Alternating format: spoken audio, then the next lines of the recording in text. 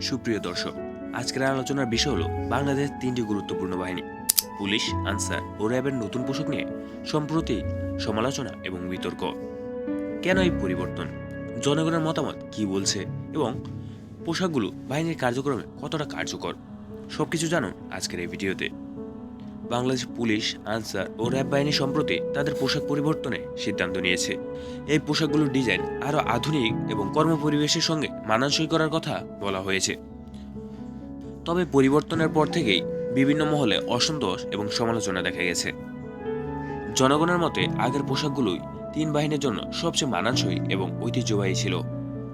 Police বাহিনীর গাঢ় নীল এবং সাদা রং, আনসার বাহিনীর সবুজ এবং বাদামি রং এবং র্যাবের কালো ও গাঢ় নীল রং তাদের মর্যাদার প্রতীক ছিল। নতুন পোশাকগুলো বাহিনীর ঐতিহ্যকে নষ্ট করেছে বলে মন্তব্য করেছেন অনেকেই। বিশেষত র্যাবের কালো পোশাককে তাদের শক্তি প্রতীক হিসেবে ধরা হতো। নতুন ডিজাইনে সে ভাবমূর্তি ক্ষুণ্ণ হচ্ছে। তিন বাহিনীর অনেক সদস্য মনে করেন নতুন পোশাকগুলো তাদের দৈনন্দিন কাজের জন্য উপযুক্ত নয়। পুলিশ বাহিনীর নতুন ডিজাইন ভারী কাজের জন্য অপ্রতুল বলে অভিযোগ করেছেন অনেকেই। আনসার বাহিনীর সদস্যরা মনে করেন তাদের আগের পোশাকগুলো মাঠ পর্যায়ে আরও কার্যকর ছিল।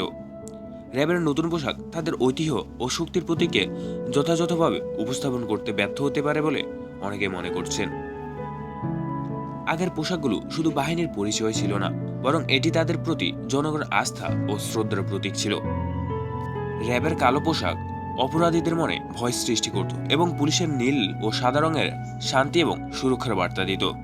আনসারের সবুজ রং ছিল প্রাকৃতিক প্রতীক। জনগণের মতে এই তিন বাহিনীর পোশাক পরিবর্তনের আগে সদস্য ও সাধারণ মানুষের মতামত নেওয়া উচিত ছিল। পুলিশ, আনসার ও র্যাব বাহিনীর পোশাক পরিবর্তনে সিদ্ধান্ত নিয়ে সমালোচনা এবং অসন্তোষ আমাদের একটি বড় প্রশ্নের দিক ইঙ্গিত করে। আমাদের বাহিনীর জন্য ঐতিহ্য নাকি আধুনিকতায় বেশি গুরুত্ব দেওয়া উচিত?